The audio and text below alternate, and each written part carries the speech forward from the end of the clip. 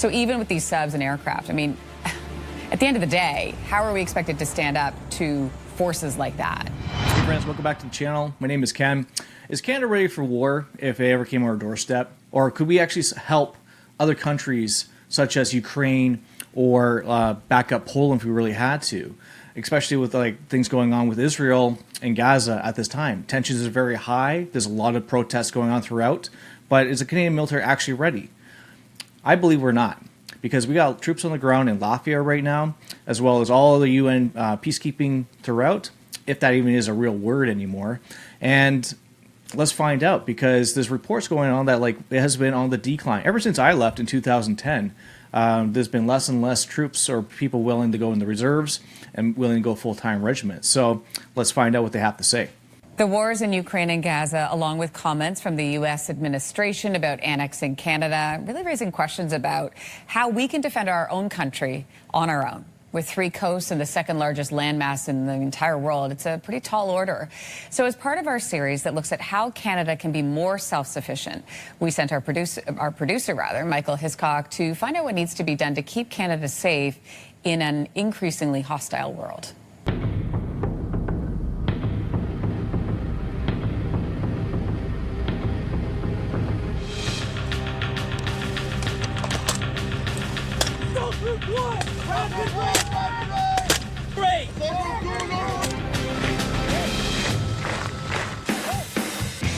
The 4th Canadian Division Training Centre in Grey County, Ontario, first opened to train troops for the Second World War.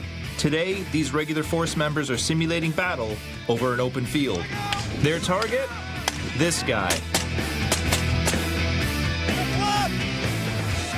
Canadians are known for our expertise in training. Pretty much the same type of demo that we just witnessed was provided to a number of Ukrainian soldiers leading up to the conflict. When I first saw the initial attacks go in by Russia and then some of the Ukrainian footage coming out from the war space, I could see clearly, without question, troops that had been trained by Canadians.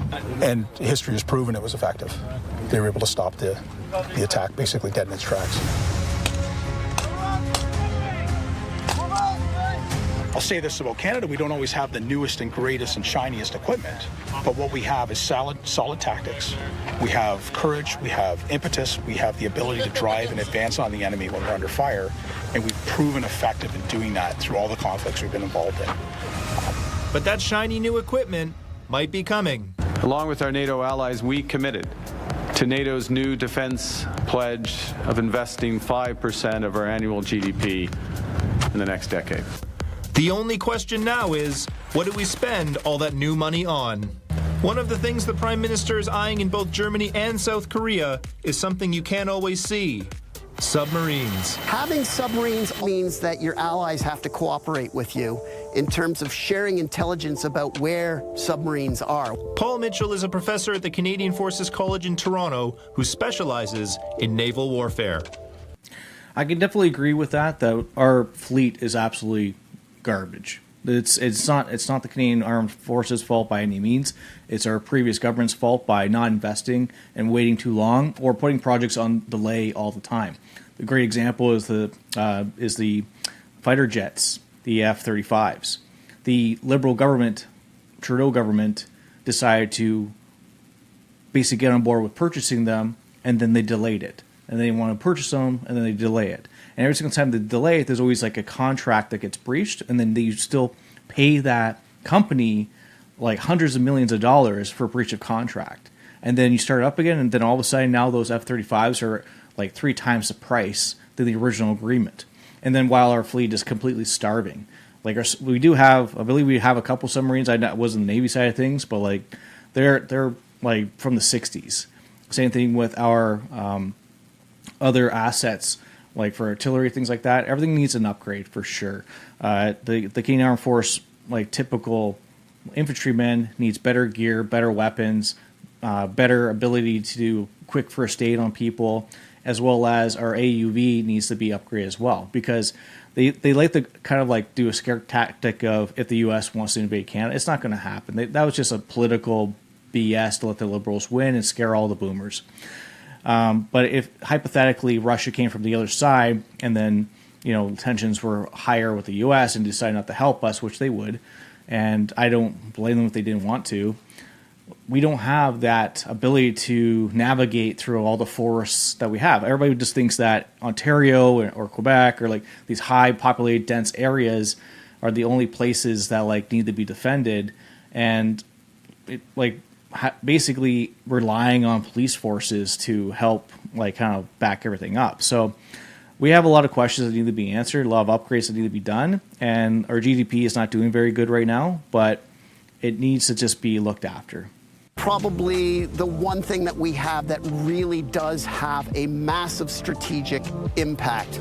Great example of this is from the 1990s turbot crisis. The Spanish Navy was sending over corvettes and frigates in order to support its overseas fleet, which were fishing off the nose and tail of the Grand Banks. The Canadian government replied that there just might be a submarine in the area, keeping an eye on things, and the Spanish Navy actually pulled back. And so that kind of asset in the hands of the Canadian forces is something that's really, really important when you're not really sure about how great powers are going to be treating you. But there's one pretty big drawback. Conventional subs don't move very fast. They stay underwater. They're mostly weapons of position, so not a lot of range. But with Canada, range is everything. If we want them to go up to the Arctic, that's a 3-week trip from Halifax or Esquimalt to get into the patrol position. Defending a country as large as Canada requires the ability to respond rapidly to threats. That means looking up at what we can put in the sky. To see the sort of innovation that the Ukrainians have had in terms of driving for drone warfare, for example, I think that's the sort of thing that a robust industrial sector like we enjoy with the aviation industry would be able to bring to the table. Canada is home to a highly competitive aerospace sector that makes us a leader in autonomous flight technologies. And advancements in defense are coming from places you wouldn't expect. We obviously love the work that we do. I can show you inside here.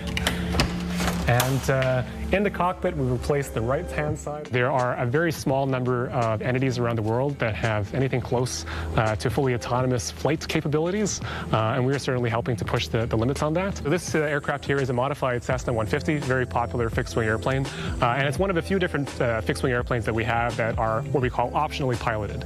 So it's been modified such that it can fly in an autonomous, remotely piloted fashion without anybody on board. Jeremy Wang is the Chief Operating Officer at Ribbit, an autonomous aircraft company based in Burlington, Ontario. If you look at the shifting geopolitical landscape, I think Canada and other countries are realizing that many of these remote regions are significant. In recent years, we've seen increased activity in the Arctic. There's concerns that with climate change, that will open up new economic opportunities and new forms of competition in the north.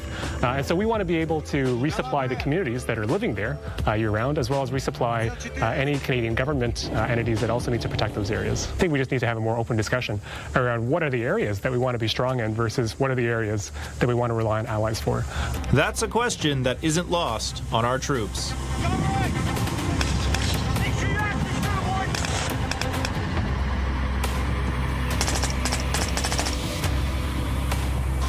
Bring it in. This is baby steps what we saw today, and this is going to advance for these candidates as they go through iterations over the next few days of this. We're in the business of getting people prepared. We're in the business of teaching resiliency. That's so interesting. We're in the business of getting people prepared, but getting this country prepared. Producer Mike is in studio with us right now. You talked about subs and you talked about the autonomous aircraft. What else do we have in the pipeline right now in terms of new technology? Yeah, so autonomous aircraft are pretty interesting on their own, but the next iteration of that is going to be what we call collaborative autonomy. And so the Navy's working on something right now that illustrates that point fairly well. So they're developing these autonomous, they're basically kamikaze boats. And so you're about to see it now, I think, but they'll send out a drone over the water, and the drone then finds a target, and then the boat is dispatched to find the target, and then it rolls up alongside of it and detonates. And so the holy grail that the military is working towards is building a fleet of land, air, and sea-based... Is that what you're talking about there? Exactly that. And so they're going to be building land, air, and sea-based autonomous crafts that can work together to take territory, to carry out strikes, to carry out rescue missions, all with very limited human involvement. When we think about our military and our capabilities, Canada does feel like a small fish in a really big pond when you're looking at countries like Russia or the U.S. and what they have, right? So even with these subs and aircraft, At the end of the day, how are we expected to stand up to forces like that? When it comes to the United States, the good news on that front is that our militaries are so integrated. We share tactics, we share training, we share intelligence. We're involved with NORAD, NATO, probably the Golden Dome missile defense system. It would be strategically unusual for the U.S. to disrupt all of that for themselves by deciding to do something like attacking us. And so most of the experts I spoke to seem to agree that our best defense against the United States in particular may very well be to just continue working with them. For everybody else, we have two major things working for us. One of them is our geography, our landmass, makes us a very difficult country to occupy or hold for any extended period of time. And the other one, as you saw in this piece, is the training of our troops. So it's really easy to buy fancy, shiny new military equipment if you have the means to do so, but developing an effective training regimen is much more difficult and time-consuming. So having that base of highly skilled troops right now gives us the ability to ramp up the capabilities of our military very quickly. And we actually already did that in the Second World War. We entered into that conflict, for example, with a very small navy, and by the end of the war had the third largest navy in the world. We were, at the end of the Second World War, a major military power. And with the right leadership and management, there's no reason to think we wouldn't be able to do the same thing today. Let's end on that optimistic note. Mike, great work, great piece. Thanks for bringing that to us. Anytime. So it's interesting to look at it that way, but like, yes, I do definitely agree with that AUV, it's any unmanned aircraft whatsoever, either it's amphibious or it's like through the air, it's definitely the way to go. Like, for example, I actually invested in like DJI equipment. So especially with the war in Ukraine right now, just to understand kind of like what the pilots are kind of going through, you get these DJI sets, and you got the whole drone, and you got the eyewear, X propellers, and basically using a controller in order to navigate, and you're able to go quite fast with these drones. And I just wanted to like have that extra training for myself just to be able to be ahead of it. It's like, how do these things operate? How quickly do they maneuver? And like, how can you basically get rid of them in the air, and the tactical advantages of taking out drones, right? Which you see like a bit in Ukraine, where they like to use like shotgun, maybe bird shots, as well as different types of shells to basically take out drones from a quite distance. But they are very reliable when it comes to like their height advantage, except when they're lower, because they make that noise that they buzz through and they basically can take out a target, right? So anyways, it's just good to be a little bit diverse in like the kind of things that are kind of happening. The world's changing really, really fast, but it's better to just be on top of it. The Canadian military needs the investment now. Hopefully the Carney government continues with that investment and doesn't backpedal, because we have been behind for a long, long time. Since Afghanistan, like even the Leopard 2s, we were basically renting them from Germany. And if one got blown up or one got disabled, then we would eat that cost as a government to replace that stuff. So anyways, guys, thanks for watching. Don't forget to like and subscribe, and share this with other people if you like. Really appreciate it. Helps things going. And I can't wait to see you guys on the next one.